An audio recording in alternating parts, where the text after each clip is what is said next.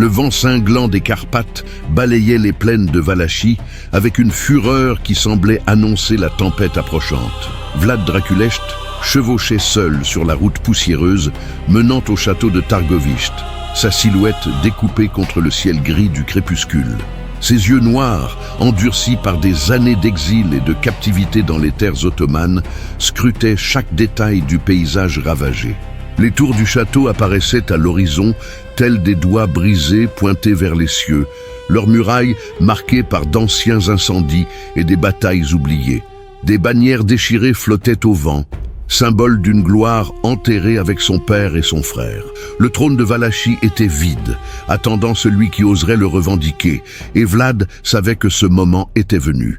Il n'était plus le jeune prince arraché à sa terre natale. Les années passées dans les cours du sultan avaient forgé en lui quelque chose de différent, de plus sombre et implacable. Il avait appris que le pouvoir ne s'obtient ni par des paroles douces, ni par des alliances fragiles, mais par le fer et le sang. En approchant des portes du château, Vlad comprit qu'il n'était pas seul. Des ombres bougeaient parmi les ruines, des silhouettes encapuchonnées observant son arrivée avec méfiance. Le peuple de Valachie avait appris à redouter le nom Draculesht, l'associant à la guerre, à la trahison et à la mort. Pour eux, le fils du dragon n'était pas un sauveur, mais un présage de nouveaux horreurs. Vlad descendit de cheval avec des gestes calculés, sa main reposant naturellement sur la poignée de son épée. Il n'avait besoin ni d'une escorte pompeuse, ni de héros annonçant son arrivée. Sa seule présence suffisait à faire reculer les hommes. Les nobles de Valachie, les boyards ayant conspiré contre sa famille et divisé le royaume en fiefs rivaux, le jugeaient faible. Ils le voyaient comme un étranger, un otage ottoman rendu pour servir les intérêts du sultan. Cette perception était précisément ce que Vlad souhaitait. Leur laisser croire en sa fragilité constituait la première pièce de son jeu mortel. La nuit tomba rapidement sur Targovishte, accompagnée du premier test de son autorité. Vlad venait d'entrer dans la grande salle du château, un espace vaste et désolé où les échos de banquets passés semblaient encore murmurer dans les murs, quand le bruit de chevaux et des cris de guerre résonnèrent dehors. Une patrouille rebelle, envoyée par l'un des clans nobles rivaux, avait décidé que le retour de Vlad était une offense intolérable. Ils étaient venus le tuer avant même qu'il ne puisse réchauffer le trône. Vlad ne montra ni surprise ni peur. Il marcha calmement jusqu'à une fenêtre et observa les guerriers approchant, leurs torches illuminant leurs armures improvisées. Ils étaient une vingtaine, assez pour tuer un prince impréparé, mais insuffisant pour vaincre quelqu'un formé aux tactiques brutales des janissaires. Il se tourna vers les rares serviteurs restés fidèles au château et donna des ordres précis, sa voix froide et dépourvue d'émotion. Quand les rebelles envahirent la cour du château, ils s'attendaient à une résistance chaotique ou à aucune résistance du tout.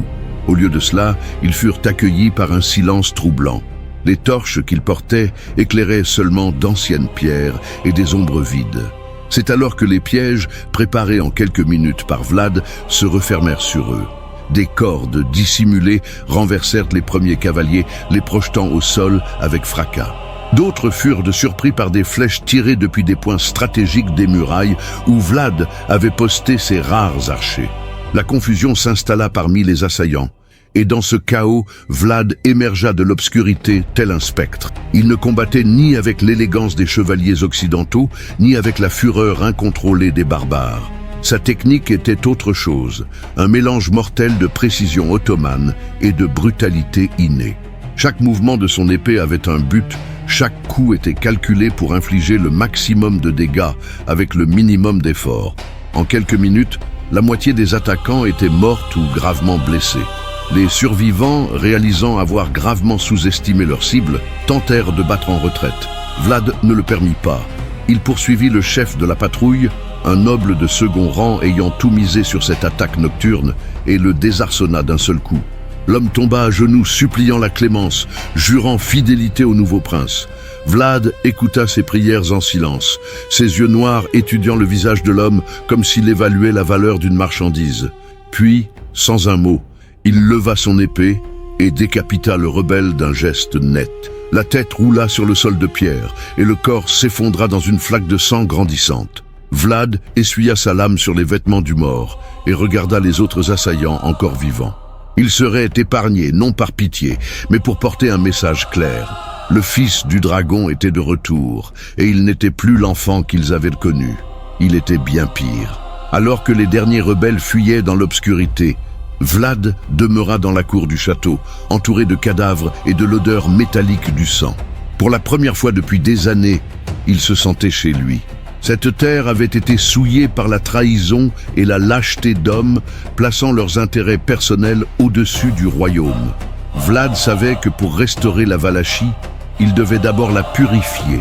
Et la purification, avait-il appris, ne pouvait être atteinte que par le feu et la douleur. Le trône l'attendait, froid et silencieux dans la salle vide. Vlad s'en approcha à pas mesurés, ses yeux ne quittant jamais ce siège de pouvoir qui avait coûté la vie à son père et à son frère. Il ne s'assit pas immédiatement. Il resta debout devant lui, comme s'il prononçait un serment muet. Ce ne serait pas une ascension ordinaire au pouvoir. Il n'y aurait ni célébration ni festivité. Ce qui allait suivre serait une guerre, non contre des envahisseurs étrangers, mais contre les ennemis à l'intérieur de ses propres frontières. Les boyards ayant trahi sa famille, vendu la Valachie morceau par morceau aux Hongrois, aux Ottomans, à quiconque offrait assez d'or, apprendraient le véritable sens de la peur. Vlad s'assit enfin sur le trône, sentant le poids du pouvoir et de la responsabilité s'abattre sur ses épaules. L'exilé était revenu, mais non pour régner comme les princes d'autrefois. Il était revenu pour se venger, et sa vengeance serait si totale et terrible que son nom serait murmuré avec effroi pendant des générations. Le palais de Targovishte, jadis cœur vibrant du pouvoir valaque, ressemblait désormais davantage à une tombe remplie de fantômes et de secrets. Vlad prit officiellement le trône lors d'une cérémonie brève et sans faste, assisté par une poignée de nobles locaux n'osant refuser l'invitation. Leur visage trahissait un mélange de curiosité et de mépris à peine voilé. Pour eux, ce jeune prince ayant passé des années en otage chez les Ottomans n'était guère plus qu'un pantin, manipulable ou jetable dès qu'il ne serait plus utile. Vlad les laissa penser ainsi. Tandis qu'il le sous-estimait, il observait, apprenait et planifiait. Chaque geste, chaque mot chuchoté dans les couloirs sombres, chaque regard échangé entre conspirateurs était enregistré dans son esprit avec une précision implacable. Le palais grouillait de traîtres, des hommes ayant comploté contre son père Vlad Dracul et probablement participé à la torture et au meurtre de son frère aîné Mircea. Ces hommes circulaient désormais à la cour comme s'ils étaient des conseillers loyaux, offrant des paroles mielleuses et des conseils empoisonnés. Les premières semaines de son règne furent marquées par d'interminables réunions à la lueur des bougies, où les vieux boyards tentaient de façonner les décisions du jeune prince. Ils parlaient d'alliances nécessaires, de tributs à payer, de concessions à faire. Vlad les écoutait en silence, son visage un masque indéchiffrable, hochant parfois la tête. Mais derrière cette façade de prince docile, son esprit travaillait sans relâche, identifiant des schémas, reconnaissant des alliances secrètes, cartographiant la toile complexe de loyauté et de trahison, soutenant le pouvoir des nobles. Ce fut au cours d'une de ces nuits qu'une première tentative sérieuse contre sa vie fut organisée. Vlad venait de se retirer dans ses appartements privés quand son échanson, un jeune serviteur ayant montré une loyauté inébranlable, s'approcha avec une coupe de vin. Le geste était routinier, partie intégrante du rituel nocturne, mais quelque chose dans le regard du garçon alerta Vlad. Ce n'était pas exactement de la peur, mais une tension qui n'aurait pas dû être là. Vlad prit la coupe, mais ne but pas immédiatement. Il tint plutôt le calice à la lumière des bougies, examinant attentivement le liquide rubis. L'échanson resta immobile, ses mains tremblant légèrement. Vlad demanda calmement qui avait préparé le vin, et le jeune serviteur, incapable de maintenir son mensonge face à ses yeux perçants, s'effondra. Il avoua qu'un des conseillers principaux, un boyard nommé Albu, l'avait menacé et forcé à verser du poison dans le vin. La famille du serviteur serait exécutée s'il refusait. Vlad ne montra ni colère ni surprise. Il ordonna simplement aux serviteurs de rapporter le vin à la cuisine et de le verser dans la nourriture des chiens. Puis il lui demanda de poursuivre sa routine comme si de rien n'était. Albu devait croire que son plan avait fonctionné. Le lendemain matin, une rumeur courut dans le palais. Le prince était gravement malade, confiné à ses appartements et incapable de recevoir des visiteurs. Les boyards réagirent avec ce qu'ils considéraient comme une discrétion appropriée. Mais Vlad sentait l'excitation à peine contenue parcourant les couloirs. Il planifiait déjà comment se partager le pouvoir une fois sa mort survenue. Albu, en particulier, commença à agir ouvertement, réunissant d'autres nobles pour discuter de la succession. C'était exactement ce qu'attendait Vlad. 3 jours plus tard, alors que tous croyaient le prince à l'agonie, Vlad fit irruption dans la grande salle du palais durant une réunion des boyards. Le choc sur leur visage fut presque comique. Certains pâlirent, d'autres tentèrent de masquer leur malaise par des sourires forcés. Albu, assis en position d'honneur parmi les nobles, resta totalement immobile, son visage perdant toute couleur. Vlad traversa lentement la salle, ses pas résonnant dans le silence pesant. Il ne dit rien au début, laissant la tension croître jusqu'à devenir presque insupportable. Puis, d'une voix calme, plus terrifiante que n'importe quel cri, il remercia les nobles de leur inquiétude concernant sa santé.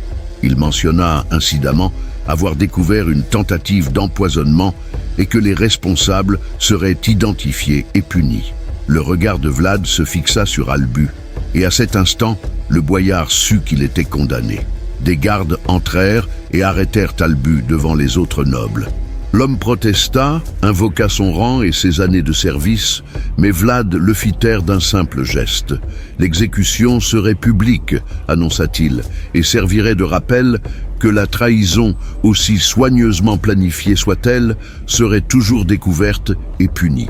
Mais avant d'être emmené, Albu serait interrogé, et Vlad s'assurerait personnellement qu'il révélerait les noms de tous ses complices. Le message était clair, l'ère de l'impunité était terminé. Dans les jours suivants, l'interrogatoire d'Albu révéla un réseau de conspiration bien plus vaste que Vlad ne l'avait initialement soupçonné. Sous la torture, le boyard avoua tout. Nom, plan, réunions secrètes tenues depuis des années. Vlad écouta chaque confession personnellement, prenant des notes méticuleuses. Une liste était en train d'être compilée, une liste de noms représentant les ennemis de la dynastie Draculesht. Certains étaient de vieux nobles, ayant servi plusieurs princes, changeant de loyauté comme on change de vêtements.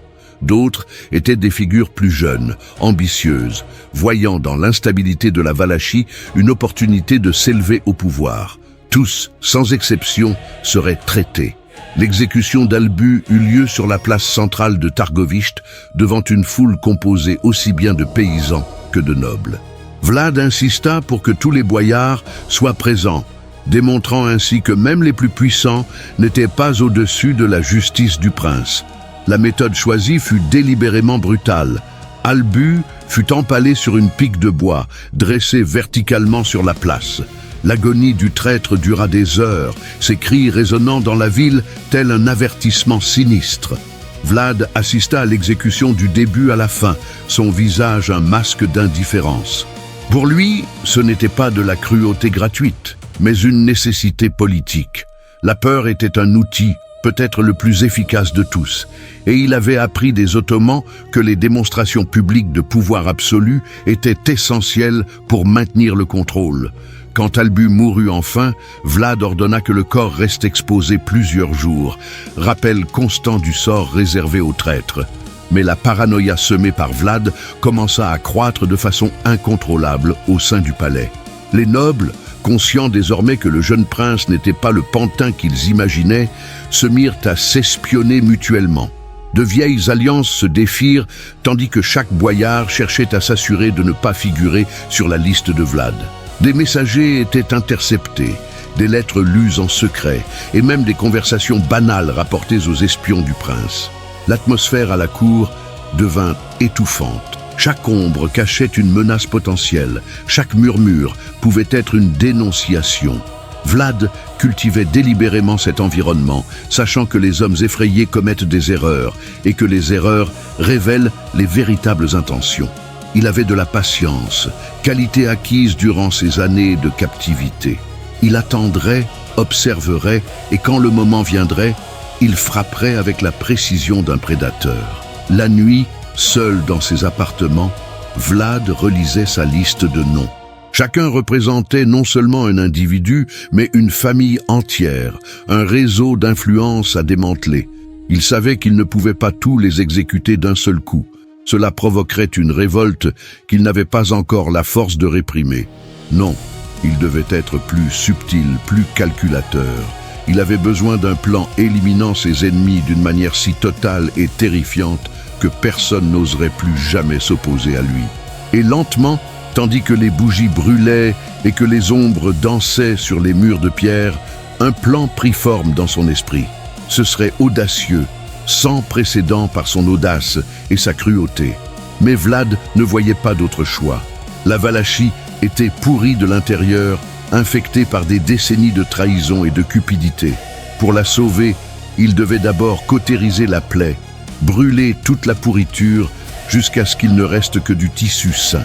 Et s'il devait être souvenir comme un monstre, qu'il en soit ainsi. Le printemps arriva en Valachie avec une promesse de renouveau en fort contraste avec les intentions sombres de son prince. Vlad avait passé les mois d'hiver à consolider son pouvoir, éliminant des menaces mineures et surtout gagnant la confiance superficielle des boyards. Il s'était montré raisonnable sur plusieurs questions, accordant de petites concessions ici et là, créant l'illusion qu'il pourrait peut-être être un souverain avec qui il pourrait collaborer. Ce fut alors que les invitations furent distribuées. Des parchemins scellés du blason des Draculestes furent envoyés aux demeures et châteaux de tous les grands boyards de Valachie. Le prince conviait toute la noblesse à un grand banquet à Targoviste, une célébration de Pâques et plus symboliquement une réconciliation entre le trône et les familles nobles. L'invitation soulignait qu'il s'agirait d'une occasion de guérir d'anciennes blessures et d'envisager un avenir de coopération et de prospérité. Chaque boyard était encouragé à amener toute sa famille, épouse, enfants, même des parents éloignés. Ce serait, promettait l'invitation, une démonstration d'unité nationale. Les nobles reçurent l'invitation avec des réactions variées. Certains y virent une opportunité sincère d'établir une relation plus favorable avec le prince. D'autres soupçonnèrent des motifs cachés, mais n'osèrent pas refuser publiquement une convocation royale. Décliner aurait été un affront aux conséquences graves, et de plus, beaucoup de boyards pensaient qu'en groupe, ils seraient en sécurité. Vlad ne serait pas assez fou pour attaquer toute la noblesse simultanément, argumentait-il. Ce serait un suicide politique et militaire. La veille du banquet, Targoviste fut transformé. Le palais fut décoré de tapisseries et de fleurs. Les cuisines travaillèrent sans relâche à préparer d'énormes quantités de nourriture et la grande salle fut aménagée pour accueillir des centaines d'invités. Des musiciens furent engagés, des vins des meilleures caves furent sortis des celliers royaux et même les gardes reçurent des uniformes neufs pour l'occasion. Tout semblait parfait, une célébration digne d'un prince souhaitant montrer à la fois magnanimité et puissance. Le jour venu, les boyards commencèrent à arriver au palais dans leurs carrosses ornées, vêtus de leurs plus beaux atours, exhibant bijoux et symboles de leurs anciennes lignées. Ils furent accueillis avec une courtoisie exagérée. Des serviteurs les guidèrent jusqu'à la salle où de longues tables formaient un U, le trône de Vlad trônant au centre, sur une estrade lui permettant d'observer tous les convives. L'atmosphère initiale était une prudence masquée par la cordialité. Les nobles conversaient à voix basse, s'évaluant mutuellement, essayant de déterminer qui était en faveur du prince et qui risquait d'être en danger. Mais à mesure que le vin coulait et que la nourriture était servie, la tension diminua progressivement. Peut-être, pensèrent certains, le jeune prince désirait-il réellement la paix. Le banquet commença avec la formalité requise. Vlad leva sa coupe et porta un toast à la Valachie, à la prospérité et à la loyauté. Les boyards répondirent par leur propre toast, et bientôt la salle résonna de conversations animées et de rires. La nourriture était exceptionnelle. Plat après plat de viande rôtie, poisson, pain et gâteaux nappés de miel. Vlad semblait de bonne humeur, discutant aimablement avec les nobles proches de lui, posant des questions sur leur famille et leur domaine. Ce fut après plusieurs heures de festivités, alors que tous étaient repus et légèrement ivres, que Vlad se leva de son trône. La salle se tut progressivement, tous les regards se tournèrent vers le prince. Il resta debout un long moment, son regard parcourant les visages des boyards réunis. Puis, d'une voix portant aisément à travers l'immense espace, il posa une question simple. Combien de princes, chacun d'eux, avait-il servi au cours de sa vie? Le silence qui suivit fut gênant. Les nobles échangèrent des regards nerveux, incertains sur la manière de répondre. Vlad insista, pointant l'un des boyards les plus âgés et répétant la question directement à lui. Le vieux noble, n'ayant d'autre choix, admit avoir servi 7 princes différents au cours de sa vie. Vlad le remercia pour son honnêteté et se tourna vers un autre noble, posant la même question. Un à un, les boyards furent contraints d'avouer publiquement combien de fois ils avaient changé de loyauté. Certains avaient servi 4 princes, d'autres 5, les plus âgés atteignant 8 ou 9. Chaque confession était accueillie d'un hochement de tête de Vlad, son visage restant impassible. Quand tous eurent répondu, Vlad reprit la parole. Il observa que l'instabilité de la Valachie, les guerres civiles constantes, la faiblesse face aux ennemis extérieurs, tout cela résultait directement de ce manque de loyauté. Il mentionna son père, trahi et assassiné. Son frère, enterré vivant sur ordre d'homme, assis en ce moment même dans cette salle. Sa voix resta calme, mais une nuance la rendait plus inquiétante, faisant s'agiter les nobles les plus attentifs. C'est alors que Vlad leva à nouveau sa coupe, mais cette fois sans porter de toast. Il prononça un seul mot, « justice ». Et avec ce mot, le banquet se transforma en cauchemar. Les portes de la grande salle furent verrouillées simultanément, le bruit des verrous claquants résonna comme des coups de feu. Des gardes surgirent des ombres, non pas les serviteurs amicaux ayant servi le vin, mais des guerriers masqués armés de lances et d'épées. Ils se postèrent autour de la salle, bloquant toute issue possible. La panique s'empara immédiatement des boyards. Certains tentèrent de se lever, d'autres crièrent des protestations ou des suppliques. Vlad resta immobile sur son estrade, observant le chaos avec la même expression neutre qu'il avait gardée tout au long du banquet. Puis, il donna ses ordres. Les boyards les plus âgés, ceux ayant avoué avoir servi de nombreux princes, ceux dont les mains étaient souillées du sang des Draculestes, seraient emmenés en premier. Des gardes traversèrent la foule terrifiée, séparant les condamnés des autres. Les familles furent déchirées, épouses arrachées à leurs maris, enfants à leurs parents. Les cris et lamentations emplirent la salle, mais furent inutiles. Vlad avait tout planifié méticuleusement. Les premiers nobles furent traînés hors de la salle, à travers un couloir menant au jardin du palais. Là, une scène d'horreur les attendait. Des dizaines de pics de bois avaient été préparées, chacune aiguisée et dressée verticalement. Les boyards furent empalés un par un, le processus affreux exécuté avec une brutalité efficace par les bourreaux de Vlad. Les cris des mourants parvenaient à l'intérieur de la salle et ceux qui attendaient encore, leur sort, pouvaient voir par les fenêtres la forêt croissante de corps empalés s'élevant dans les jardins.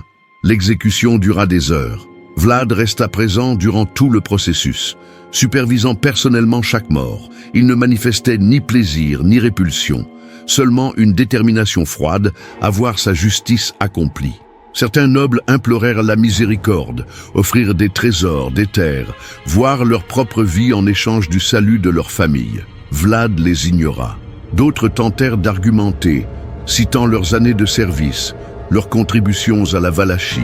Il les interrompit, leur rappelant leur trahison, leur complot, leur rôle dans la mort de son père et de son frère. Tous ne furent pas exécutés cette nuit-là. Les nobles plus jeunes, n'ayant pas encore eu le temps d'accumuler de multiples trahisons, furent épargnés. Mais cette clémence avait un prix qu'ils ne comprenaient pas encore.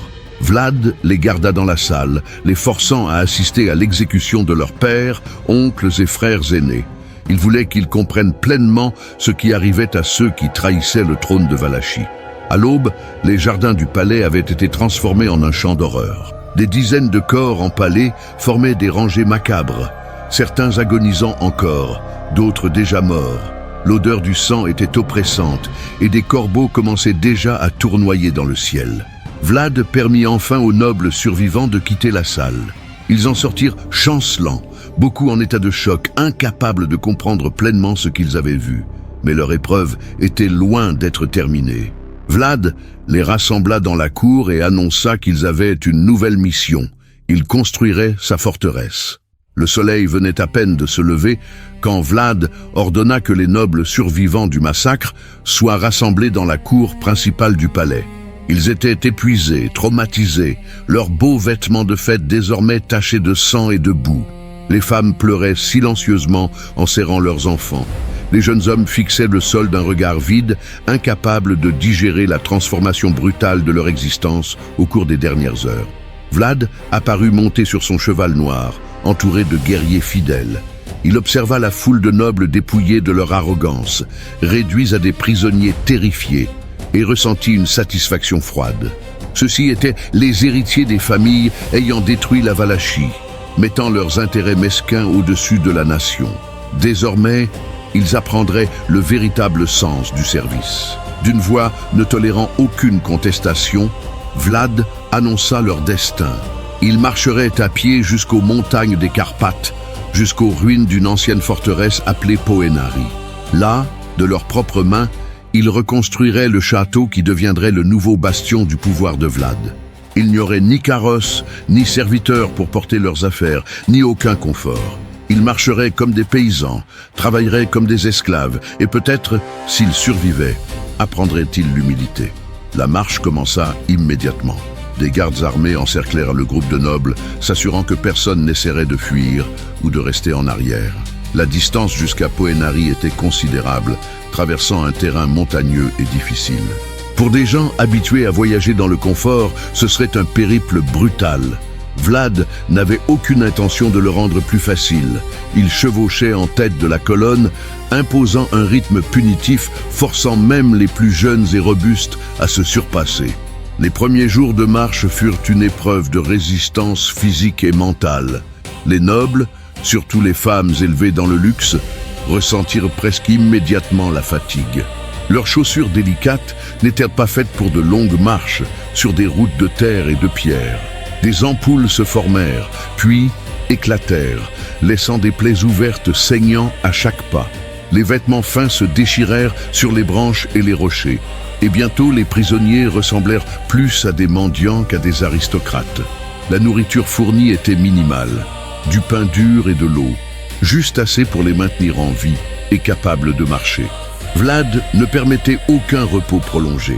Quand quelqu'un tombait d'épuisement, les gardes le forçaient à se relever à coups de pied et de menaces. Le message était clair, continuer ou mourir. Certains des nobles les plus âgés ou les plus faibles ne purent supporter le rythme. Ils s'effondraient sur la route et ne parvenaient plus à se relever, peu importe les menaces. Vlad ne montrait aucune pitié. Ceux qui ne pouvaient plus avancer étaient abandonnés au bord de la route pour mourir d'exposition ou être dévorés par les loups. Leur corps servait de repère sinistre du voyage, rappelant aux autres ce qui arriverait s'ils abandonnaient. La troisième nuit de marche, un groupe de jeunes nobles décida qu'ils devaient tenter de s'échapper. Ils avaient observé les habitudes des gardes et identifié un moment de la nuit où la surveillance semblait plus relâchée. Environ 10 hommes, tous âgés d'une vingtaine d'années, lancèrent leur tentative alors que le campement était silencieux. Ils se déplacèrent prudemment, évitant de faire du bruit, glissant entre les arbres dans l'obscurité. Pendant un instant, il sembla qu'ils réussiraient. Mais Vlad avait anticipé précisément cette possibilité. Les gardes qui semblaient distraits n'étaient en réalité qu'un leurre, et d'autres guerriers plus expérimentés étaient cachés dans la forêt environnante, attendant justement une tentative de fuite. Les fugitifs n'avaient pas parcouru 1 kilomètre avant d'être encerclés. La chasse fut brève et brutale, Les guerriers de Vlad étaient des traqueurs expérimentés, formés à pister et capturer des proies humaines. Les nobles, épuisés et sans compétences de survie, furent facilement capturés. Ils furent traînés de retour au campement où Vlad les attendait personnellement. Le prince ne montra ni colère ni déception froide. Il demanda aux fugitifs s'ils pensaient vraiment pouvoir lui échapper. Comme aucun n'osa répondre, Vlad ordonna qu'ils soient punis d'une manière servant d'exemple à tous les autres. Les 10 hommes furent attachés à des arbres au bord du campement. Là, ils seraient laissés sans nourriture ni eau pendant 3 jours. S'ils survivaient, ils pourraient reprendre la marche. Sinon, leur corps resterait comme avertissement. Vlad veilla à ce que tous les autres prisonniers passent devant ces arbres, les forçant à voir la souffrance de ceux ayant tenté de fuir. Les gémissements des mourants de soif résonnèrent dans le campement toute la nuit, empêchant quiconque de dormir paisiblement. Seuls 5 des 10 survivirent aux 3 jours. Quand ils furent libérés, ils pouvaient à peine marcher et durent être à moitié portés par les autres prisonniers. Mais le message avait été parfaitement transmis. La fuite était impossible, et la tentative entraînerait une souffrance bien pire que l'obéissance. À mesure que la colonne de prisonniers grimpait plus haut dans les montagnes, le terrain devenait plus traîtreux. Des sentiers étroits serpentaient le long de précipices vertigineux, où un seul faux pas pouvait entraîner une chute mortelle. L'air raréfié rendait la respiration difficile, surtout pour ceux déjà affaiblis par la marche. Certains nobles développèrent de la fièvre, leurs blessures infectées, sans traitement adéquat. Ils continuaient parce que l'alternative était une mort certaine. Vlad chevauchait entre l'avant-garde et l'arrière-garde de la colonne, sa présence constante rappelant à tous qui contrôlaient leur destin. Il s'arrêtait parfois pour observer les prisonniers, étudiant leur visage, évaluant leur état physique et mental. Il les testait, séparant les forts des faibles, identifiant ceux qui pourraient être utiles de ceux qui n'étaient que du poids mort. Sa sélection était cruelle, mais efficace. Après 2 semaines de marche infernale, la colonne aperçut enfin sa destination. Les ruines de Poenari émergeaient d'un pic rocheux, partiellement caché par la brume.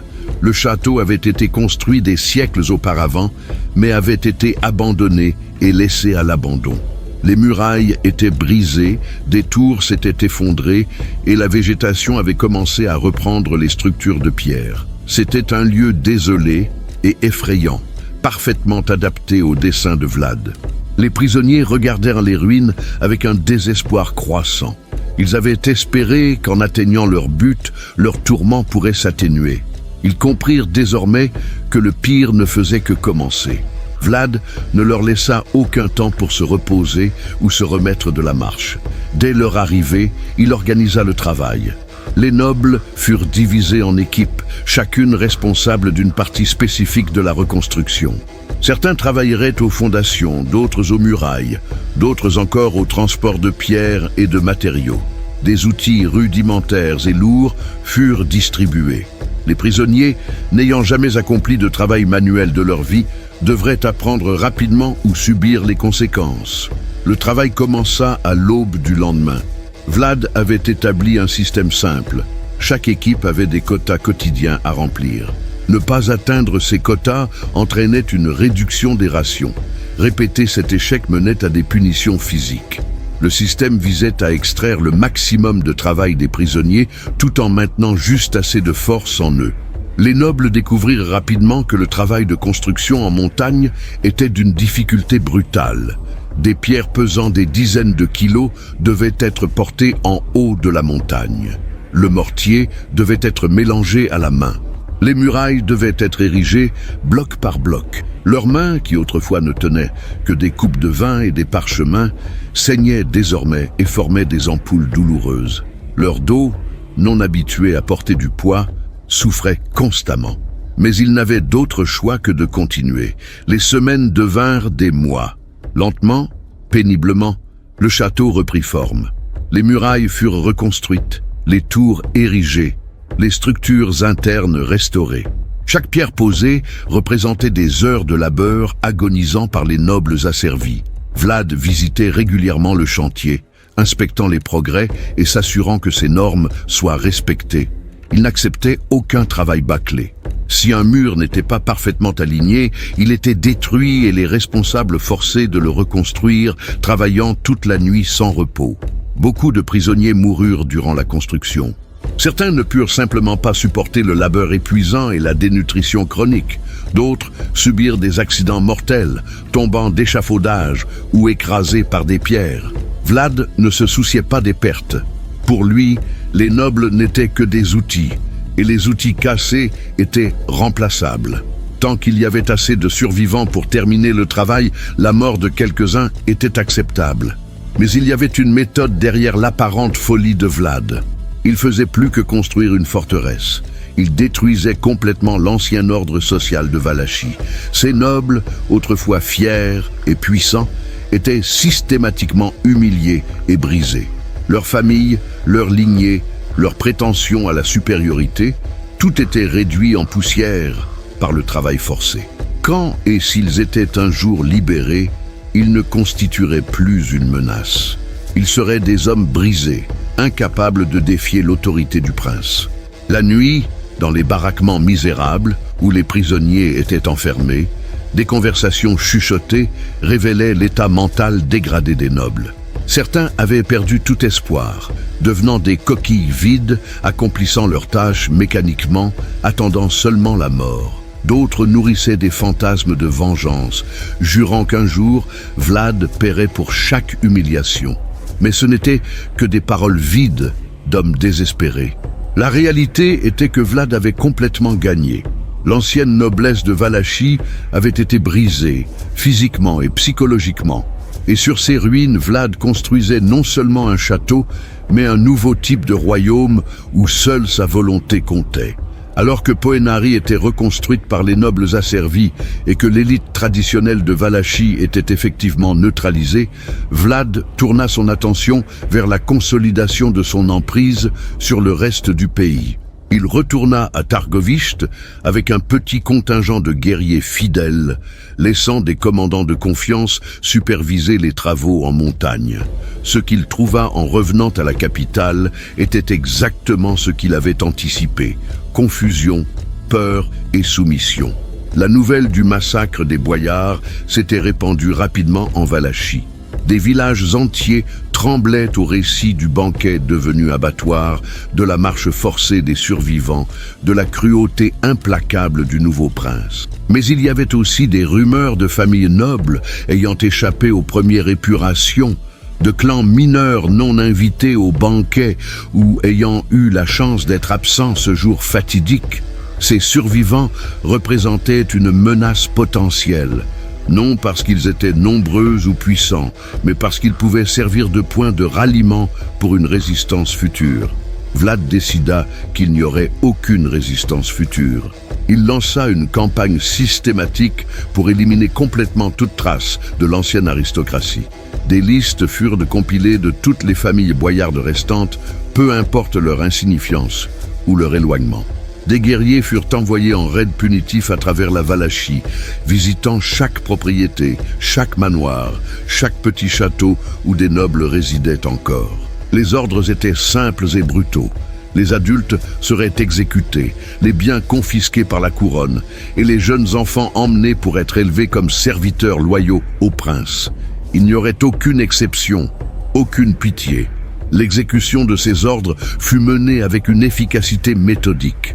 Des équipes de bourreaux, des hommes choisis pour leur loyauté envers Vlad et leur disposition à commettre des actes violents sans hésitation, parcoururent le pays.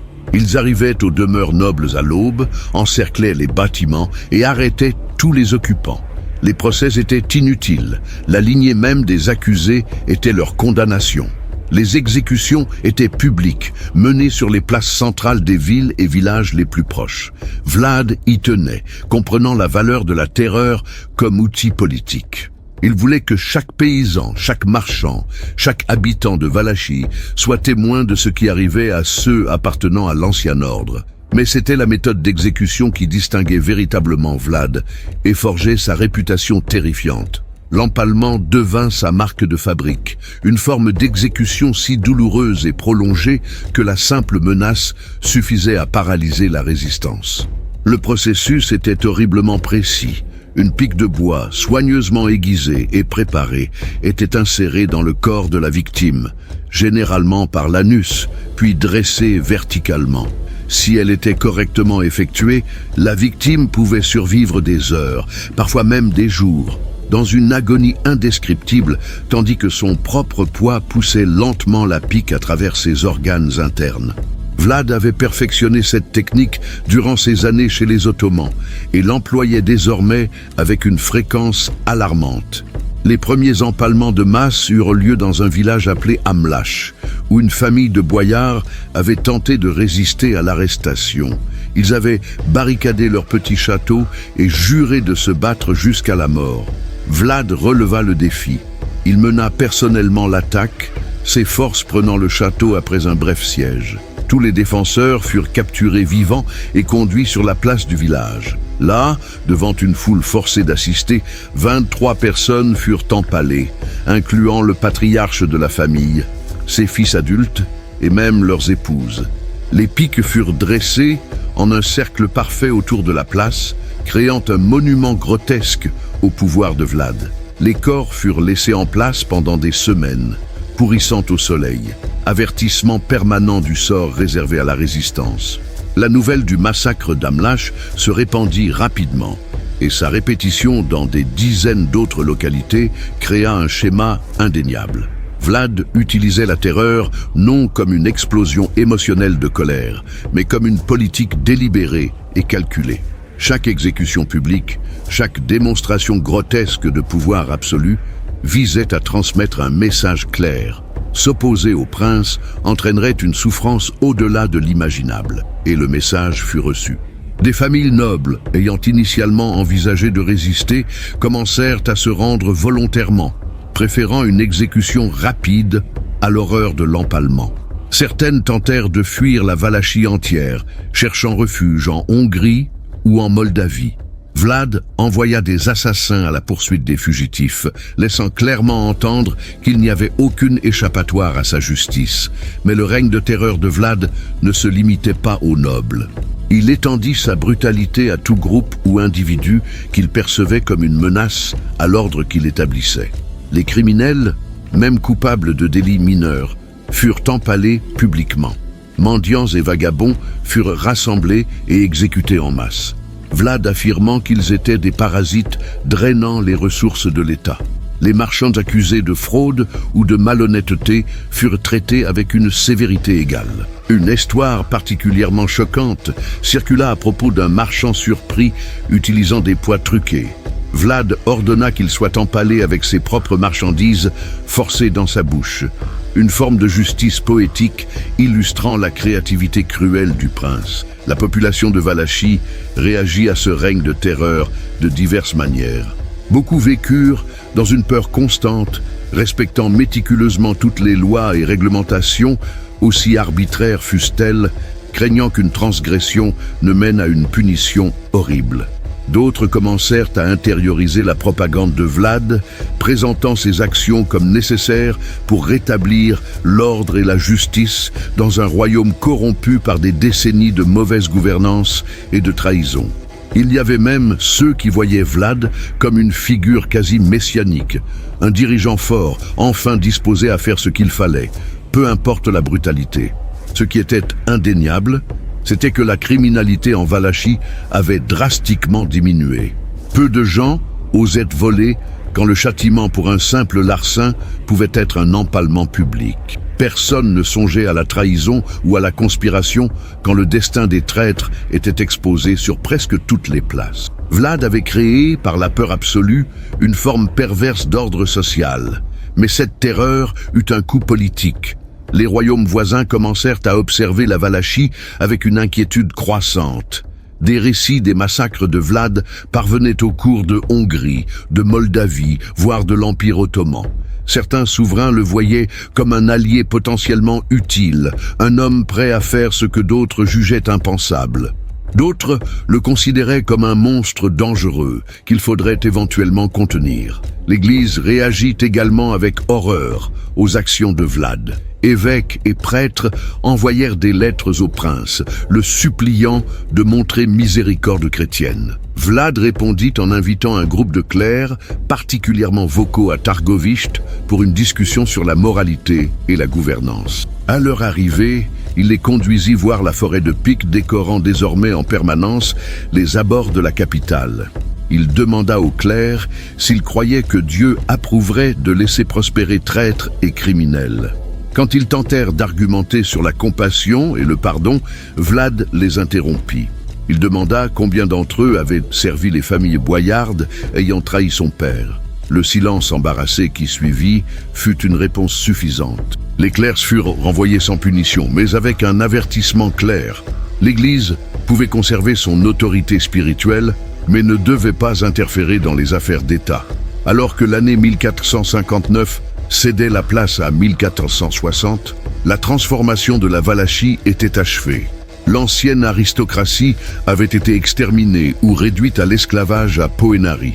Aucune famille noble significative ne conservait de réel pouvoir. L'appareil d'État avait été reconstruit de zéro avec des hommes loyaux à Vlad, personnellement, souvent promus des classes inférieures sur la base du mérite et de la loyauté plutôt que de la naissance. Et planant au-dessus de tout cela se trouvait la terreur, une présence constante garantissant l'obéissance par la peur. Vlad avait accompli quelque chose d'extraordinaire. Il avait complètement brisé le système féodal traditionnel et établi quelque chose proche d'une dictature absolue. Son pouvoir n'était ni tempéré par des obligations envers les nobles, ni limité par d'anciennes traditions. Il régnait par la force brute et la peur calculée, et la Valachie, aussi traumatisée fut-elle, était indiscutablement plus stable qu'elle ne l'avait été depuis des décennies. Mais une stabilité fondée sur la terreur est toujours précaire. Vlad avait éliminé ses ennemis internes, mais ce faisant, il s'était assuré de ne pas avoir de véritables alliés. Il était isolé au sommet d'une pyramide de pouvoir maintenue ensemble uniquement par la peur. Et la peur, aussi efficace soit-elle, n'est pas synonyme de loyauté. Tous les boyards n'avaient pas été capturés lors de l'épuration initiale de Vlad. Certains, par chance ou prudence, étaient absents de Valachie au moment du banquet. D'autres réussirent à échapper aux raids punitifs ultérieurs, fuyant à travers les frontières vers des territoires voisins. Ces survivants, dépouillés de leurs terres, leurs familles massacrées ou asservies, portaient en eux une haine consumante envers Vlad Draculeshte. Parmi les fugitifs se trouvait un noble nommé Dan, un cousin éloigné d'une des lignées royales rivales ayant revendiqué le trône valaque par le passé. Dan se trouvait en Moldavie lors du banquet fatal, occupé à des affaires commerciales, et n'apprit le massacre qu'en tentant de rentrer, alerté par des messagers fidèles. La nouvelle que toute sa famille avait été exterminée le transforma d'un noble relativement bienveillant en un homme obsédé par la vengeance. Dan n'était pas assez naïf pour croire qu'il pourrait vaincre Vlad par un affrontement direct. Le nouveau prince avait trop consolidé son pouvoir, éliminé trop systématiquement l'opposition. Mais Dan reconnaissait que la terreur inspirée par Vlad créait aussi des vulnérabilités. Beaucoup en Valachie vivaient dans une peur constante, obéissant non par loyauté, mais par coercition. Si cette structure fondée sur la peur pouvait être ébranlée, si Vlad pouvait être montré comme vulnérable, peut-être le peuple se retournerait-il contre lui. Avec cet objectif en tête, Dan commença à rassembler des alliés. Il trouva d'autres boyards fugitifs, dispersés dans des cours étrangères, des hommes et femmes ayant tout perdu à cause de Vlad et désireux de se venger. Il prit aussi contact avec des éléments de la noblesse hongroise, voyant l'ascension de Vlad avec inquiétude. La Hongrie avait historiquement exercé une influence sur la Valachie, plaçant des princes favorables sur le trône quand cela convenait. Vlad, avec son indépendance farouche et son refus de plier devant des intérêts extérieurs, posait problème. Certains nobles hongrois étaient prêts à soutenir clandestinement une rébellion pouvant renverser Vlad et le remplacer par quelqu'un de plus malléable. De plus, Dan recruta des mercenaires saxons, des guerriers professionnels sans loyauté particulière, mais combattant farouchement pour une solde adéquate. La force que Dan parvint à monter n'était pas grande, environ 300 hommes au total, mais ceux étaient des guerriers expérimentés, motivés par l'argent ou la vengeance. Contre l'armée régulière de Vlad, il serait écrasé. Mais Dan ne prévoyait pas un affrontement ouvert. Il planifiait une guérilla, des attaques rapides destinées à déstabiliser le régime de Vlad et à inciter des soulèvements locaux. La rébellion commença une nuit sans lune au début de l'hiver 1460. La première cible de Dan fut une garnison militaire dans un village proche de la frontière moldave. La garnison était petite, une douzaine de soldats de Vlad, et n'était pas préparée à une attaque nocturne coordonnée. Les rebelles frappèrent avec une efficacité brutale, tuant les gardes pendant leur sommeil et incendiant le poste militaire. Mais Dan n'en resta pas là. Il rassembla les habitants du village et prononça un discours enflammé dénonçant Vlad comme un tyran monstrueux ayant baigné la Valachie dans le sang innocent. Il se présenta comme libérateur, promettant de rétablir l'ordre traditionnel et de mettre fin au règne de terreur. Certains villageois, surtout ceux ayant perdu des proches dans les exécutions de Vlad, accueillirent ces paroles avec un enthousiasme prudent. D'autres restèrent silencieux, craignant les répercussions si la rébellion échouait. Dan quitta le village avec quelques nouveaux recrues et un sentiment de succès initial. Il répéta ce schéma dans plusieurs autres localités au cours des semaines suivantes. Attaques nocturnes contre des garnisons isolées, embuscades de patrouilles valaques, incendies de bâtiments gouvernementaux. Chaque action visait à démontrer que Vlad n'était pas tout-puissant, que son autorité pouvait être contestée. Pendant un bref moment, il sembla que la stratégie fonctionnait. La nouvelle de la rébellion se répandit rapidement, et certains paysans mécontents commencèrent à rejoindre la cause de Dan. Mais Dan sous-estima gravement son adversaire. Vlad n'était pas comme les princes précédents qu'il avait servis. Des hommes réagissant émotionnellement aux défis ou paralysés par l'indécision. Vlad était un stratège formé par les Ottomans, et il avait déjà affronté des insurrections. Quand les premiers rapports de la rébellion parvinrent à Targoviste, Vlad ne montra ni panique ni colère excessive. Il convoqua simplement ses commandants militaires les plus fiables et commença à planifier sa réponse. La réponse de Vlad fut caractéristiquement brutale et efficace. Il envoya d'abord des informateurs infiltrer le mouvement rebelle, des paysans loyaux feignant de sympathiser avec la cause de Dan, mais rapportant tout sur les effectifs, les mouvements et les plans. Puis il mobilisa une petite armée mais hautement disciplinée, des hommes entraînés aux tactiques ottomanes et féroces dans leur loyauté envers Vlad, sachant que leur position et fortune dépendaient entièrement de lui. Vlad ne poursuivit pas les rebelles aveuglément. Il utilisa plutôt les rapports de ses espions pour anticiper leurs mouvements, tendant des embuscades là où Dan passerait inévitablement. La première grande confrontation eut lieu dans une forêt dense près de la rivière Argesh. Dan avait prévu d'attaquer une autre garnison, mais en approchant de l'objectif, ses hommes découvrirent que c'était un piège. Les guerriers de Vlad étaient cachés dans la végétation environnante, attendant patiemment. Quand les rebelles furent pleinement engagés, les forces de Vlad attaquèrent simultanément de plusieurs directions. La bataille fut brève et sanglante. Les rebelles, pris complètement par surprise et combattant sur un terrain favorable à l'ennemi, furent massacrés. Les mercenaires saxons, guerriers professionnels, se battirent farouchement mais furent finalement submergés par la supériorité numérique et les meilleures tactiques. Dan parvint à s'échapper avec un petit groupe de survivants, mais plus de la moitié de ses forces furent tuées ou capturées cette nuit-là. Les prisonniers reçurent le traitement habituel de Vlad. Ils furent empalés en masse au bord de la route, leur mort agonisante servant d'avertissement à quiconque envisagerait de rejoindre la rébellion. Mais Dan, désespéré et furieux, ne renonça pas. Il regroupa ses hommes restants et changea de tactique, se concentrant sur des attaques plus rapides et une fuite immédiate. Pendant plusieurs semaines, il parvint à éviter les forces de Vlad, tout en continuant à causer des dommages. Des villages loyaux à Vlad furent incendiés, des caravanes de ravitaillement attaquées et même de petites unités de l'armée valaque furent embusquées et éliminées. La campagne était en flammes illuminé par des dizaines d'incendies teintant le ciel nocturne de rouge et d'orange. La pluie constante de l'hiver rendait le sol boueux et traître, mais n'atténuait pas l'intensité des combats. Vlad comprit qu'il devait écraser la rébellion de façon décisive avant qu'elle n'inspire des soulèvements plus larges. Il prit personnellement le commandement des opérations militaires, chose inhabituelle pour un prince régnant, mais caractéristique de son style de leadership pragmatique. Vlad n'était pas un commandant se tenant en sécurité dans son palais pendant que d'autres se battaient pour lui. Il menait depuis le front, partageant les dangers et les difficultés de ses soldats, ce qui inspirait une loyauté intense parmi ses troupes.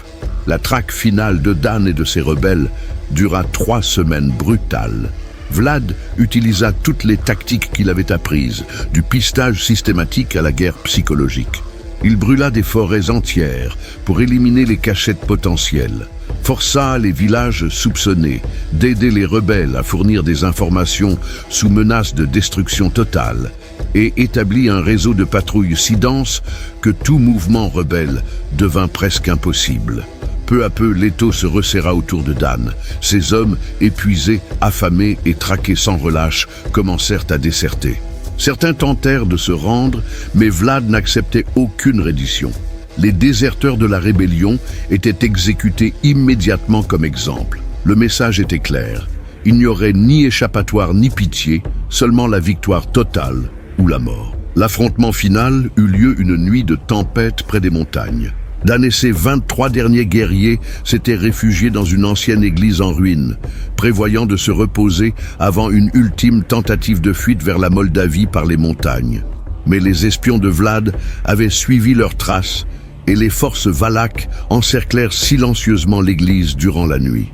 À l'aube, quand Dan et ses hommes sortirent de l'église, ils découvrirent qu'ils étaient complètement encerclés. Des centaines de guerriers de Vlad formaient un cercle infranchissable autour d'eux. Il n'y avait aucune possibilité de fuite, aucun espoir de victoire. Certains rebelles voulurent se rendre, mais Dan, connaissant le sort qui les attendait, les convainquit de se battre. Mieux valait mourir rapidement au combat que souffrir l'empalement. La dernière résistance des rebelles fut désespérée et héroïque dans son inutilité. Ils chargèrent les lignes de Vlad dans une attaque suicidaire, espérant au moins tuer quelques ennemis avant de mourir. Mais les forces de Vlad étaient trop disciplinées et nombreuses. Les rebelles furent abattus un par un jusqu'à ce qu'il ne reste que Dan. Grièvement blessé, saignant de multiples coupures, il tenait encore son épée avec une obstination déterminée. Vlad traversa personnellement le champ de bataille pour affronter Dan. Les deux hommes se regardèrent à travers la pluie tombante, représentant des mondes différents. L'un, l'ancien ordre aristocratique ayant contrôlé la Valachie pendant des générations, l'autre, le nouvel ordre brutal bâti sur la terreur et le pouvoir absolu. Dan cracha du sang et accusa Vlad d'être un monstre ayant détruit la Valachie. Vlad répondit calmement qu'il avait sauvé la Valachie des monstres qu'il avait gouvernés avant lui. Il n'y aurait ni réconciliation ni compréhension mutuelle. Dan attaqua une dernière fois, mais dans son état affaibli, il fut facilement désarmé. Vlad ordonna qu'il soit emmené vivant. Dan serait conduit à Targovishte pour une exécution publique, une démonstration finale du sort réservé à ceux qui défiaient le prince. L'exécution de Dan fut élaborée et théâtrale, conçue pour un impact psychologique maximal. Il fut empalé au centre de la capitale, sur une pique plus haute que toutes les autres, afin que tous puissent le voir. Vlad força toute la population de Targovishte à assister, voulant s'assurer que la leçon soit universellement comprise. Alors que Dan agonisait sur la pique, Vlad circula parmi la foule, observant les visages, mesurant les réactions. Il vit de la peur, de l'horreur, mais aussi de la soumission.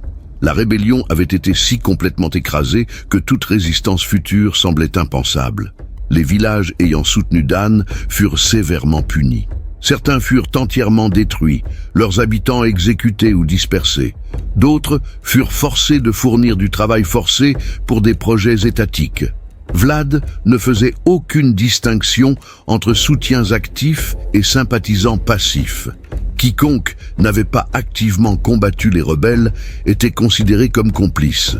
Le paysage après la répression de la rébellion était couvert de piques. Elles bordaient les routes principales, des centaines d'entre elles, des corps dans divers états de décomposition servant de repères sinistres. Les voyageurs traversant la Valachie racontaient avec horreur qu'il était impossible de parcourir une distance significative sans voir les preuves grotesques de la justice de Vlad. Mais la rébellion, malgré son échec, avait eu un effet. Elle avait encore plus consolidé le pouvoir de Vlad. En écrasant si complètement la dernière résistance organisée, il avait démontré que le défi était futile. Peu importait le désespoir ou la haine envers Vlad, toute opposition ne signifiait que souffrance prolongée avant une mort inévitable. La Valachie entra dans une période de paix terrifiante, où l'absence de conflit n'était maintenue que par la peur absolue. Avec la rébellion de Dan écrasée et les derniers vestiges de résistance organisée éliminés, Vlad décida d'envoyer un message qui résonnerait bien au-delà des frontières de la Valachie. Il ordonna une démonstration de pouvoir si extravagante et terrifiante qu'il serait impossible de l'ignorer ou de l'oublier. Les corps des rebelles tués, ainsi que les prisonniers politiques et criminels accumulés au fil des mois, seraient tous empalés le long de la route principale menant à Targovishte. Ce ne serait pas une douzaine, ni même une centaine de pics, mais des milliers. Ce serait une forêt de morts s'étendant sur des kilomètres, un corridor d'agonie par lequel tout visiteur de la capitale serait forcé de passer. La mise en œuvre de ce plan macabre prit des semaines. Des équipes de bourreaux travaillèrent sans relâche, empalant victime après victime avec l'efficacité horrible venue de la pratique répétée. Les pics furent soigneusement espacés et disposés en rangées parfaitement symétriques, créant un effet visuel délibéré. Vlad supervisait personnellement le projet, s'assurant que les normes soient respectées. Pour lui, ce n'était pas seulement une exécution de masse, mais une forme d'art sombre, une déclaration politique exprimée à travers la souffrance humaine. Les corps furent organisés par hiérarchie et crime. Les plus proches de Targovishte étaient d'anciens nobles et chefs rebelles, empalés sur des pics plus hautes pour une meilleure visibilité. Plus loin venaient les criminels ordinaires, puis les mendiants et vagabonds. À l'extrémité se trouvaient les traîtres mineurs et les conspirateurs de bas étage. Chaque section était marquée par des plaques décrivant les crimes des exécutés, transformant tout le corridor en une leçon grotesque de moralité selon Vlad. L'impact psychologique de la forêt de pics était profond et intentionnel. Quiconque approchait de Targovishte devait traverser des kilomètres de mort et de décomposition. L'odeur était oppressante, surtout pendant les mois chauds, un mélange nauséabond de chair pourrissante et d'excréments. Corbeaux et autres charognards tournoyaient constamment, leur croassement créant une bande-son macabre. La nuit, le vent sifflant à travers les pics produisait des sons que certains juraient être les lamentations des morts. Ce fut cette création horrifique qui scella définitivement la réputation de Vlad au-delà des frontières de la Valachie. Les diplomates étrangers venant à Targovishte pour des négociations politiques ou commerciales étaient forcés de traverser la forêt de pics. Leur réaction allait du silence horrifié à la nausée physique. Beaucoup restaient visiblement traumatisés, incapables de manger ou de dormir correctement durant leur séjour en Valachie. En retournant chez eux, ils emportaient des récits d'un prince qui ne se contentait pas de tuer ses ennemis, mais les transformait en avertissements vivants, ou plus précisément agonisants. Un incident particulièrement remarquable impliqua une délégation d'émissaires hongrois venus discuter d'accords commerciaux. En traversant la forêt de pics, le chef de la délégation fut si bouleversé qu'il vomit violemment. Quand ils atteignirent enfin le palais et furent reçus par Vlad, le prince demanda négligemment s'ils avaient apprécié la décoration des routes. La remarque, faite avec une indifférence totale, choqua les diplomates qui réalisèrent que Vlad ne voyait rien d'exceptionnel dans ses actes. Pour lui, c'était simplement une gouvernance efficace. La réunion qui suivit fut tendue et brève. Les Hongrois acceptèrent rapidement tous les termes de Vlad, pressés de quitter la Valachie au plus vite. Les ambassadeurs ottomans eurent des réactions similaires. L'Empire ottoman, certes pas étranger à la brutalité, fut néanmoins impressionné par l'ampleur et le caractère public des exécutions de Vlad. Un messager retourna à la cour du sultan avec des rapports détaillés de la forêt de Pic, et le sultan lui-même aurait commenté que Vlad Draculesht était plus cruel que tout souverain musulman ou chrétien qu'il connaissait. C'était à la fois un avertissement et un éloge indirect. Vlad était quelqu'un qu'il fallait traiter avec une extrême prudence. Mais Vlad n'avait pas créé la forêt de Pic uniquement pour terroriser les étrangers. Il l'utilisait aussi comme outil de contrôle interne. Les citoyens de Valachie étaient périodiquement forcés de la traverser, surtout ceux venant de régions où circulaient des rumeurs de mécontentement. L'expérience servait de rappel viscéral de ce qui arrivait à ceux qui désobéissaient ou conspiraient. Certains qui traversaient la forêt restaient traumatisés à vie, incapables de se libérer des images et des odeurs qu'ils avaient vécues. D'autres intériorisaient la leçon et devenaient obéissants jusqu'à la soumission totale. Les récits sur la forêt de Pic commencèrent à se répandre et à grandir à chaque redite. Les marchands voyageurs portaient ces histoires dans des terres lointaines, les enjolivant au passage. On racontait que Vlad avait empalé 10 000 hommes d'un seul coup, qu'il dînait parmi les mourants, qu'il prenait un plaisir sexuel dans la souffrance de ses victimes. Certaines de ces histoires étaient des exagérations, d'autres des inventions pures, mais toutes contribuaient à forger une légende dépassant la réalité. Vlad devenait plus qu'un prince terrible. Il se transformait en un symbole, une incarnation de la terreur absolue.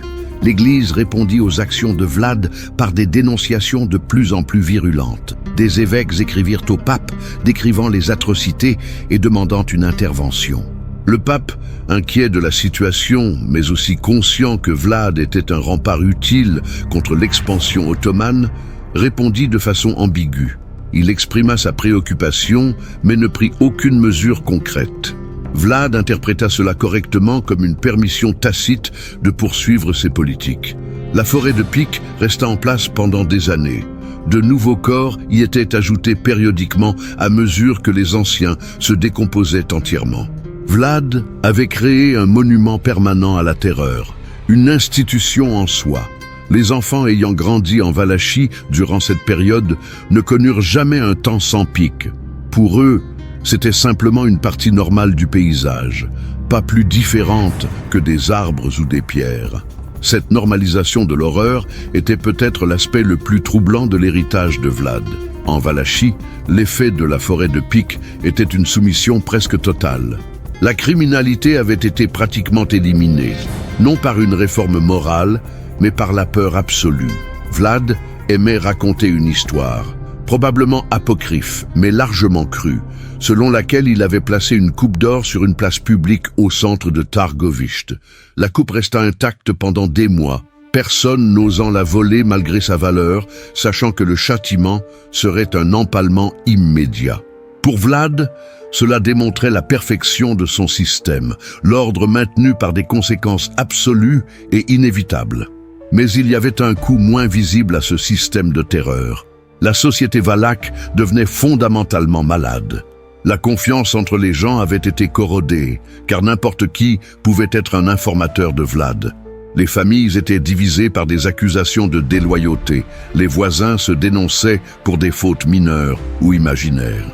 Le tissu social unissant les communautés se défaisait, remplacé par un réseau de surveillance mutuelle et de peur partagée.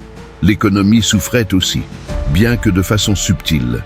Les marchands étrangers hésitaient à commercer en Valachie, mal à l'aise dans cette atmosphère oppressante. Les investissements diminuaient, car personne ne voulait risquer du capital dans une terre gouvernée par un prince aussi imprévisible et violent. La population diminuait, en partie à cause des exécutions de masse, mais aussi parce que ceux qui le pouvaient émigraient, cherchant une vie plus sûre ailleurs. Vlad était conscient de ces problèmes, mais les considérait comme des prix acceptables pour la stabilité. Selon lui, la Valachie avait été si corrompue, si détruite par des décennies de trahison et de mauvaise gouvernance, que seules des mesures extrêmes pouvaient la sauver. Si cela signifiait qu'une génération entière vivrait dans la terreur, si cela signifiait que la société devait être reconstruite à partir de zéro, qu'il en soit ainsi. Il était prêt à être haï, redouté, voire diabolisé. si cela aboutissait à une Valachie forte et unifiée. La forêt de Pic devint le symbole définitif du règne de Vlad. Pour certains, elle représentait une justice cruelle, mais nécessaire, le châtiment mérité des traîtres et des criminels. Pour d'autres, c'était la preuve d'un esprit monstrueux, d'un prince ayant perdu toute humanité dans sa quête de pouvoir. La vérité, comme souvent, se situait quelque part entre les deux. Vlad n'était pas simplement un sadique prenant plaisir à infliger de la souffrance, bien qu'il y eût certainement des éléments de cruauté dans ses actes. C'était un politicien pragmatique ayant identifié la terreur comme l'outil le plus efficace disponible et l'ayant employé sans hésitation ni modération. Au fil des ans, tandis que la forêt de Pic continuait de croître, elle prit une qualité presque mythique. Des artistes commencèrent à la représenter dans des illustrations et des peintures, exagérant généralement son ampleur et son horreur. Des écrivains incorporèrent des descriptions dans des chroniques et des récits, chaque version plus élaborée que la précédente. La frontière entre fait et fiction devint de plus en plus floue, mais le message central resta constant. Vlad Draculaește était un homme sans limite, n'acceptant aucun défi et répondant à toute opposition par une violence si extrême qu'elle deviendrait légendaire. Cette réputation, paradoxalement, devint une forme de protection pour Vlad. Les ennemis potentiels réfléchissaient à 2 fois avant d'attaquer un homme capable d'une telle cruauté. Les diplomates le traitaient avec une prudence excessive, ne sachant jamais si une offense perçue pourrait entraîner des conséquences terribles. Même le sultan ottoman, qui avait autrefois considéré Vlad comme un outil utile, commença à le voir comme une menace potentielle qu'il faudrait éventuellement contenir. La forêt de Pic avait transformé Vlad d'un prince régional en une figure d'importance internationale, connue et redoutée à travers l'Europe et au-delà. Mais cette reconnaissance s'accompagnait d'un isolement croissant. Vlad n'avait pas de véritables alliés, seulement des partenaires temporaires unis par des intérêts mutuels, pouvant se dissoudre à tout moment. Il avait bâti son pouvoir sur des fondations de peur, et la peur, aussi efficace soit-elle, n'inspire pas le type de loyauté durable lorsque les circonstances changent. Le trône de Vlad était sûr, entouré d'un mur de corps empalés, mais c'était un trône solitaire, occupé par un homme ayant sacrifié toute possibilité de connexion humaine authentique sur l'autel du pouvoir absolu. Les années suivant l'établissement de la forêt de Pic apportèrent à la Valachie quelque chose qu'elle n'avait pas connu depuis des décennies: la stabilité. Ce n'était pas la paix de la prospérité ou du contentement, mais le calme qui survient quand tout le monde a trop peur pour faire du bruit. Le règne de Vlad s'était installé dans une routine oppressante où chaque citoyen connaissait sa place et les conséquences terribles de s'en écarter. Il n'y avait plus de complot noble, parce qu'il n'y avait plus de nobles assez puissants pour conspirer. Il n'y avait plus de soulèvement populaire, parce que le peuple avait vu le sort des rebelles. La machine de terreur construite par Vlad fonctionnait avec une efficacité brutale, se perpétuant par la peur qu'elle générait. Vlad passait désormais ses journées à gouverner depuis Poenari, la forteresse bâtie avec la sueur et le sang des nobles asservis. La structure était enfin achevée, une citadelle impressionnante, perchée au sommet d'une falaise abrupte, pratiquement imprenable.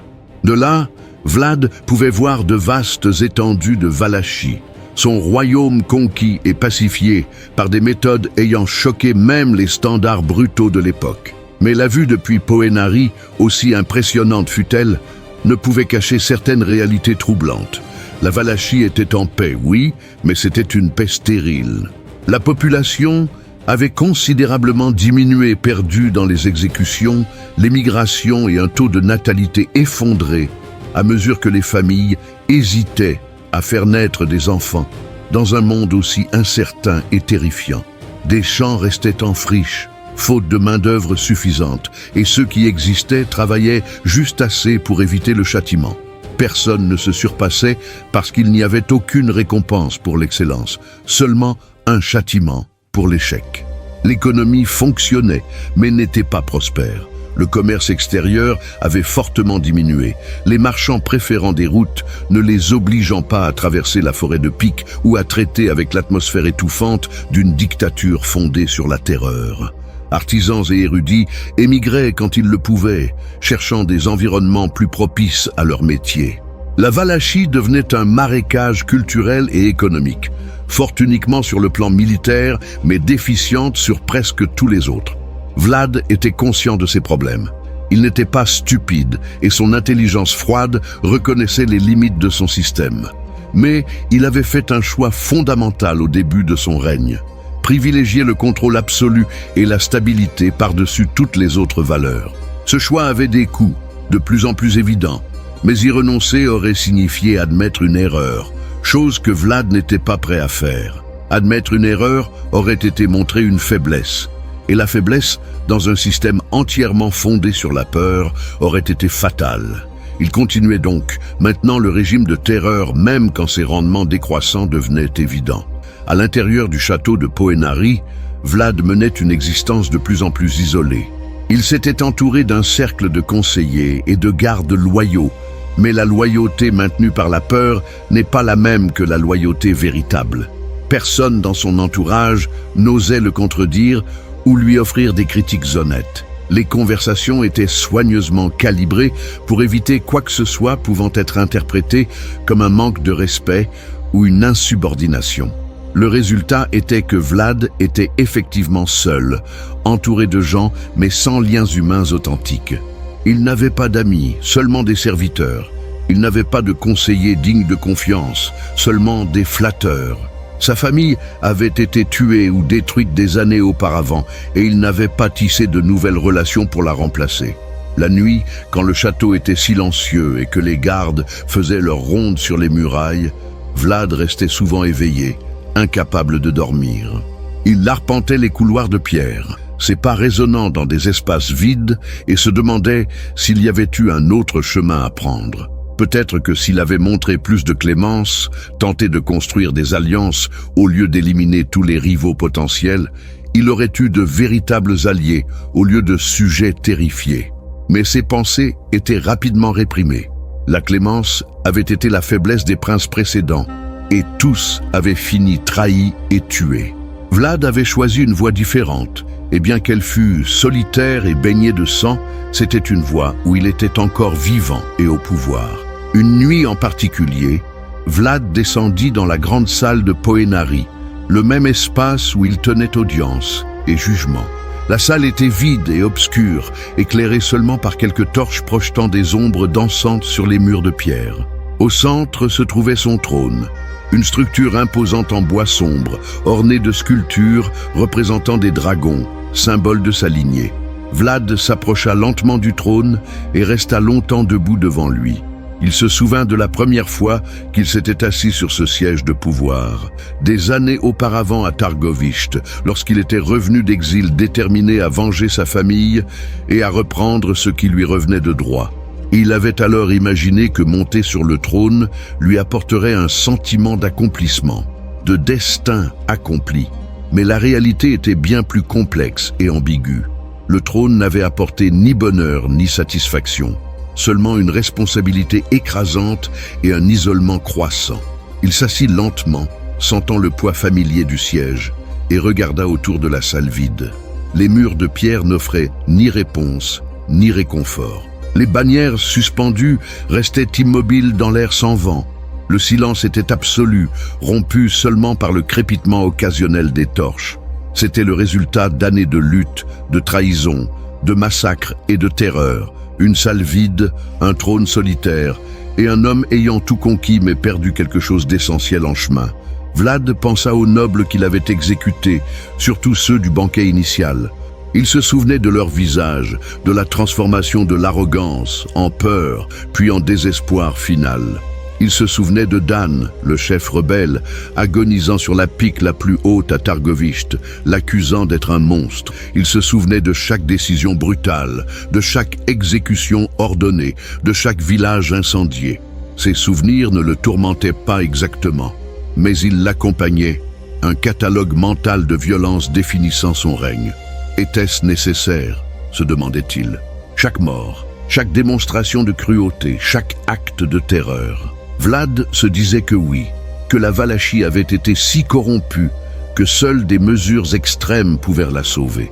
Il se souvenait des années de chaos avant son règne, des princes faibles manipulés par des nobles ambitieux, de la trahison constante ayant conduit à la mort de son père et de son frère. Il avait brisé ce cycle par la force brute, éliminant complètement la possibilité de trahison en supprimant tous les traîtres potentiels. Mais ce faisant, il avait créé un nouveau problème. Un royaume uni par la peur n'était pas vraiment uni. C'était simplement une collection d'individus trop effrayés pour s'opposer, mais sans loyauté véritable ni investissement dans le succès du royaume. Quand Vlad mourrait ou serait renversé, que se passerait-il alors? Tout le système qu'il avait construit s'effondrerait probablement, car il dépendait entièrement de sa présence personnelle et de sa volonté d'employer une violence extrême. Il ne construisait pas quelque chose de durable, seulement une structure temporaire qui durerait tant qu'il pourrait la maintenir par la force. Ses réflexions n'étaient pas typiques de Vlad. C'était généralement un homme d'action, non d'introspection. Mais au cœur de la nuit, dans le château solitaire, bâti avec la souffrance de ses ennemis, même lui ne pouvait entièrement échapper aux questions sur le sens et l'héritage. Il était devenu exactement ce qu'il voulait. Le souverain le plus redouté de son époque, un homme dont le nom ferait frémir les générations futures. Mais ce succès semblait creux lorsqu'il était vécu dans la solitude. Finalement, Vlad se leva du trône et retourna à ses appartements privés. L'aube approchait, et avec elle viendrait une autre journée de gouvernance, une autre journée à maintenir le système de terreur pacifiant la Valachie. Il y aurait des rapports à examiner, des décisions à prendre, des punitions à ordonner. La machine qu'il avait construite exigeait un entretien constant, une alimentation continue en peur pour continuer à fonctionner. Avant de dormir, Vlad s'arrêta à une fenêtre donnant sur la vallée en contrebas. Le paysage était plongé dans l'obscurité pré-aurore, mais il connaissait chaque détail, les forêts, les rivières, les villages épars où son peuple vivait sous son règne absolu. C'était une terre en paix, mais une paix froide et morte. Il n'y avait ni célébration spontanée, ni festival, ni joie. Les gens menaient leur vie tranquillement, prudemment, toujours conscients qu'une faute pouvait avoir des conséquences terribles. Vlad murmura des paroles que personne d'autre n'entendrait, une admission qu'il ne ferait jamais publiquement. La paix, dit-il à l'obscurité, se fait avec des cadavres. C'était une vérité brutale résumant parfaitement son règne. Il avait apporté l'ordre à la Valachie, mais le prix avait été des milliers de morts et la transformation d'une nation entière en quelque chose proche d'une prison. Il avait atteint ses objectifs, mais les méthodes avaient tout souillé, rendant la victoire amère même au moment du triomphe. Alors que la lumière de l'aube commençait à illuminer le ciel oriental, Vlad s'éloigna enfin de la fenêtre. Il y aurait du temps plus tard pour des réflexions philosophiques s'il choisissait d'y revenir.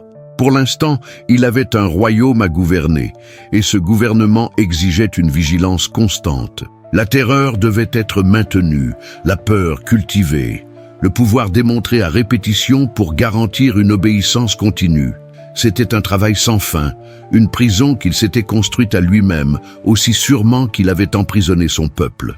Vlad Draculesht était devenu l'Empaleur, une figure de légende et de cauchemar, un nom qui serait murmuré avec horreur pendant des siècles.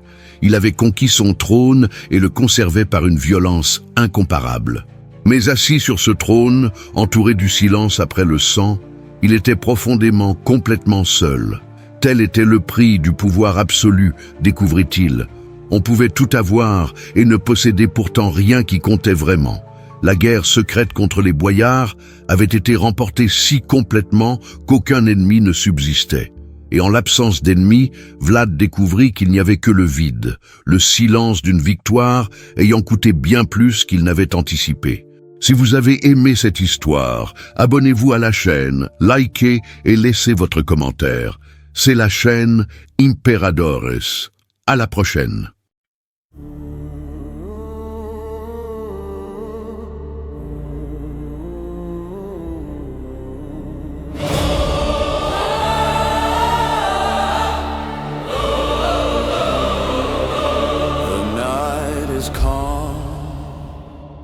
But I feel the war, voices of kings behind the door.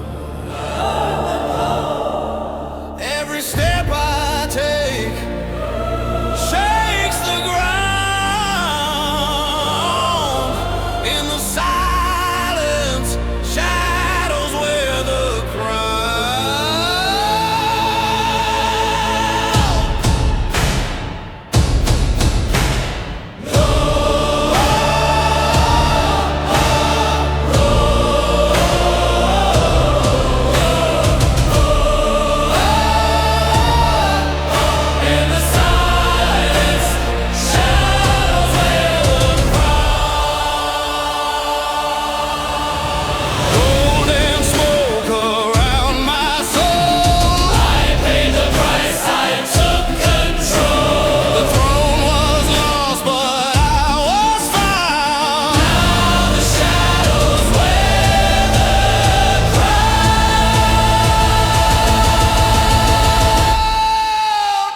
light the fire, let the trumpet sound.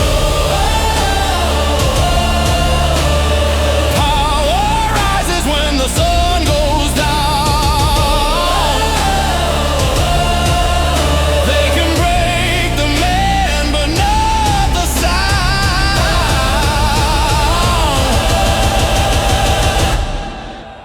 'Cause the shadows where the crowd